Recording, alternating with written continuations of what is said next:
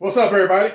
Welcome back to another episode of Flawless Fantasy Football. And we're back with Week 4 waivers. Week 4 waivers, man. Let's get it, guys. What's popping, guys? Another episode. You see, look at your boy. Don't worry, but you see me getting fly with my Josh Allen tee on. Don't hate. The dude's only scored 38, 35, and 35 points the first 3 weeks. What a bust. But I can't pick a quarterback in the second round so early. It's going to keep happening, too. Baltimore secondary sucks. Josh Allen going to put up another 30. Nevertheless, enough of Josh Allen. We're going to get into the waivers, guys. Check it out. I'm going to be short and sweet. Not too much explanation with this waiver. Show should be straight down the line, self-explanatory. But we got to go through. We got to make the magic happen regardless. Let's get to it. Now, first we're going to start off with quarterbacks, right?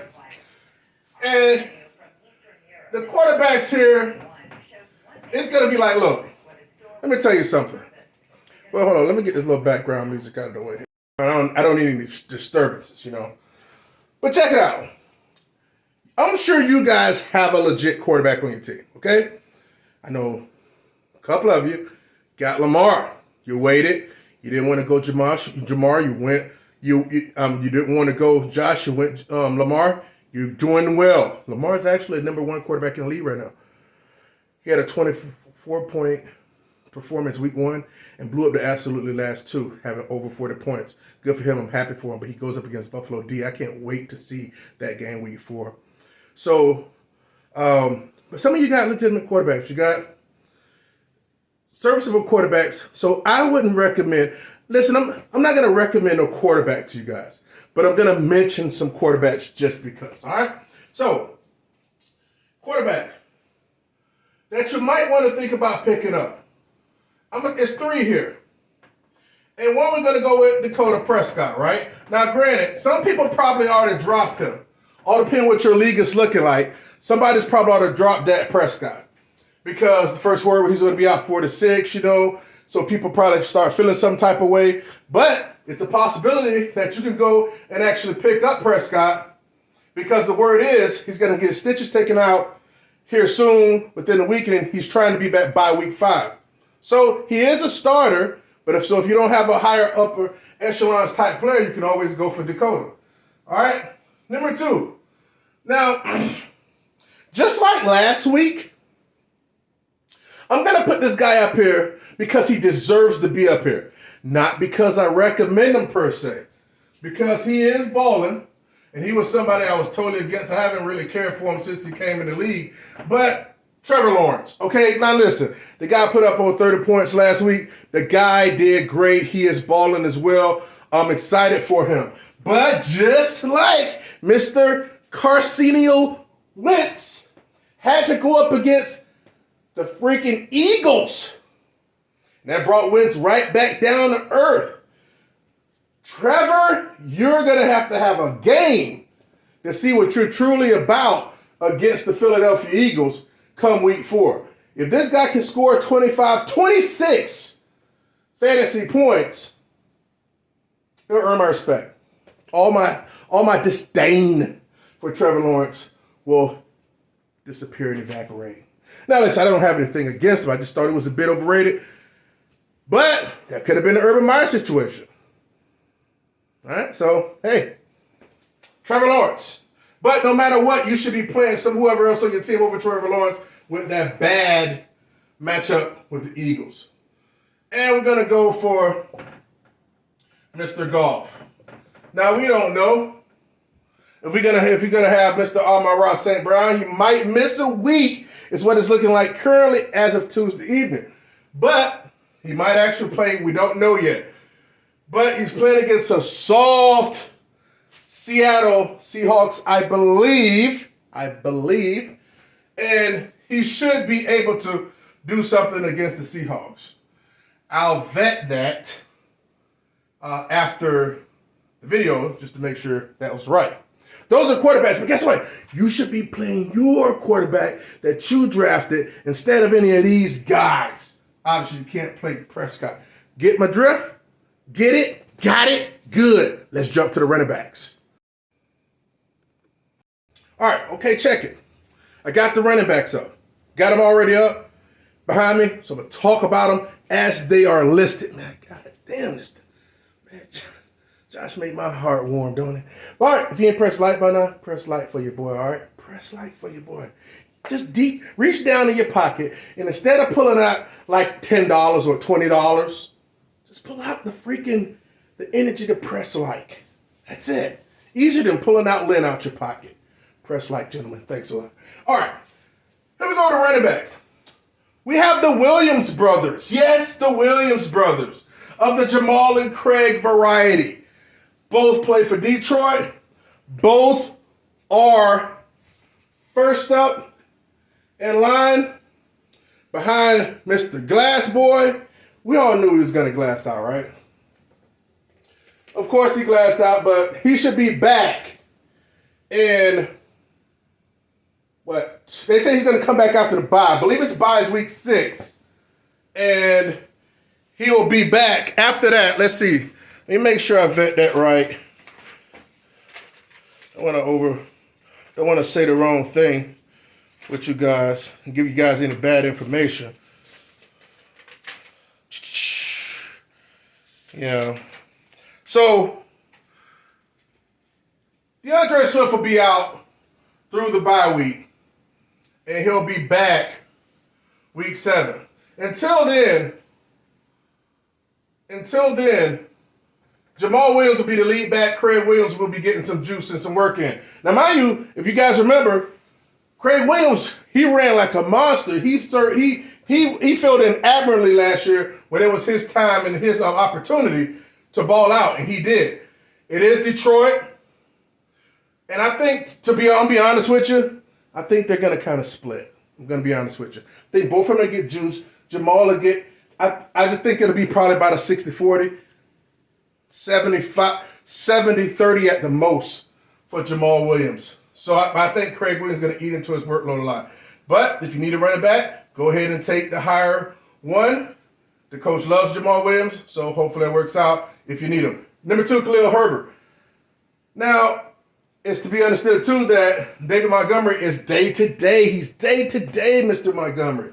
So he may miss 1 week, but I believe he'll be back. Now, mind you, last year, when Montgomery went down for those games, Khalil Herbert came in balling, right? He even ran for over 100 on Tampa. I mean, he made it known, right? He probably cashed a futuristic check right there when he did that. But soon as Montgomery got back, they gave him right back his full workload. And I believe they'll still do that again. But this is a new year. We shall see. Alexander Madison. See, a lot of these people right here, Khalil Herbert, Jamal Williams, Alexander Madison, even though Alexander Madison is up here, Alexander Madison is most likely rostered, as he should be, I know a lot of people be like, oh, don't draft the handcuffs, you're wasting time. It's not true. I mean, if you have three other running backs that you would play if your guy went down, great. If you have yourself, let's say if you drafted 4 running backs and your main running back went down. So you got 3 other running backs to play, in which you're probably going to have to start 2. Whatever your running back 3 is, you might want to be able to play over any, well, it all depends. You know what I'm saying? Not if these guys were starters, but you should have a lot of confidence in your RB3 to boost, to put him into the lineup. But nevertheless, it's important to have handcuffs. If I had Montgomery, Khalil Herbert's already shown it. I would have made sure I drafted him. If I'd have had Dalvin Cook, which I would never do because I know better, I'd make sure I had Alexander Madison because he's shown elite needle-moving potential in the absence of Dalvin Cook. Number 4 is Samaje Perine. Now, I am an owner of Mixon in my second league. Not the work league, but the second league. The one actually lost in the championship game last year. I'm the owner of Madison. I do not have Perine. kind of disinterested in P. Ryan. Why? Because I still have Singletary and Dillon. I can play the RB slots and then play my wide receivers in flex positions. So again, it all depends on your confidence level of the guys behind him. But it doesn't really matter because Mix is going to be playing on Thursday night anyway. That is enough for the running backs. All right. It's time for wide receivers. It's time for those glorious wide receivers. All right, man. Deep breath. All right. Number one waiver pick this week is Romeo Doubs. All right? That's a no-brainer, right? That's a no-brainer. Now I'm going to sit here and I'm going to confess to you. You guys seen my draft. You guys seen it. All three of my leagues, I drafted Romeo Doubs because I had Leonard Lazard, and I spoke to you guys about the upside of this guy, plus it being Lazard insurance, just like with another individual being Mike Williams insurance. But nevertheless, it took 3 weeks. See, and that's why it's important, guys. Sometimes it'll take 3 weeks.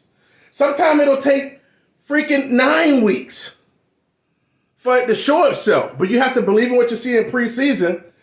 And sometimes you're going to do what I did, okay? Transparency. I have them in all 3 leagues. And I don't have them in one anymore. Because when you're making moves, when bums like commit and other things aren't happening and you got to move things around, and I kind of value deep league-winning running backs over Dobbs, I end up dropping them. May try to get him back, may not. I don't know. Okay? But he balled out this past week. Now, mind you, let me tell you something. It's all circumstantial, okay? You can't run on Tampa Bay. So you can throw on them. You can throw on them, but you can't run on them. So I should have known not to play freaking Dillon, but hey, it is what it is. So you gotta do is get to the playoffs. You'll be fine. Make noise then. Put them also lineups here then. But straight up, the guy had 8 for 73. Romeo Doubs had 8 for 73 in a touch. Dude had like 17 and a half fantasy points. Good for him. He was awesome. Number 2. And at the end of the day, I just decided if it's going to be Lazard or nobody. Lazard came in. Lazard missed game 1. And guess what? He scored a touchdown week 2 and scored week 3. Each game he's played in, I'll get to that later. All right. Well, later in another video. We ain't talking about Lazard. Number 2, Greg Dortch. I don't think any of y'all got that reference. Greg Dortch. I don't think nobody will get that reference. No. It's a rap reference. Nevertheless, I had him on here for weeks, haven't I, guys? I had Dortch on here for weeks. The guy scored 9.8 points week 1, 13.5, and 12.5 half-point PPR points.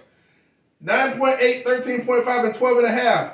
And he plays against the Cardinals, Philly, and Seattle the next coming games.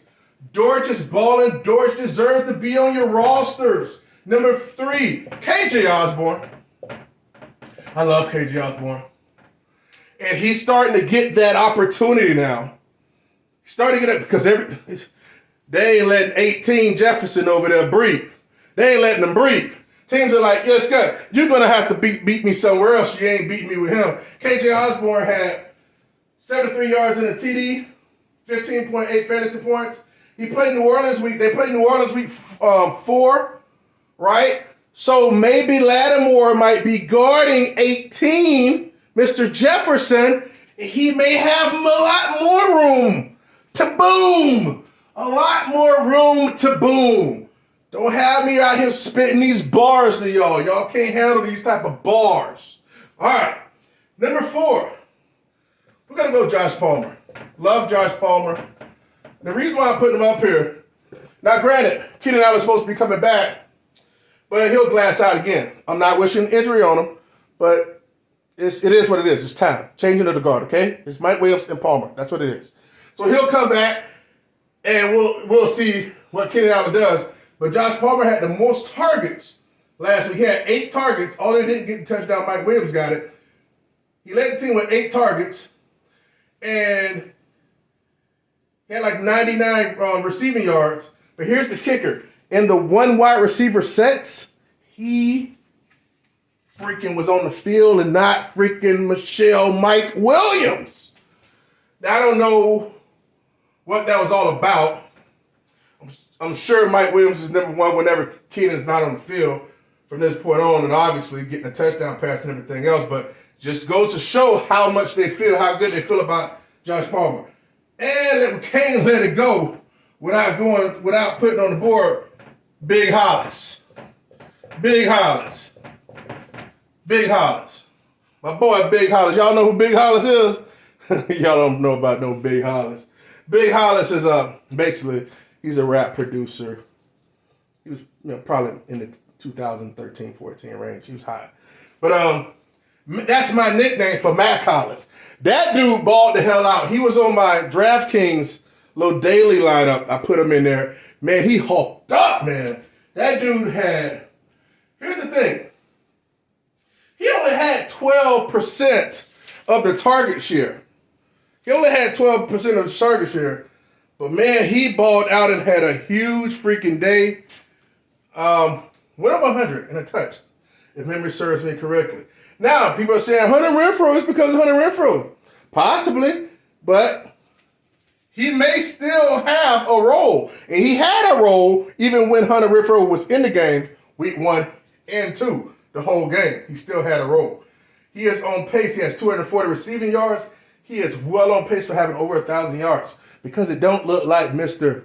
Devontae Adams getting it done. Instead, it's just screwing me, getting freaking easy 1-yard touchdowns, which is ruining my bet to Mr. Fire Truck of 20 bones. I've been had to pay this dude in 3-4 more weeks. The way stinking freaking Raiders won't get nobody else involved. Guard Devontae Adams.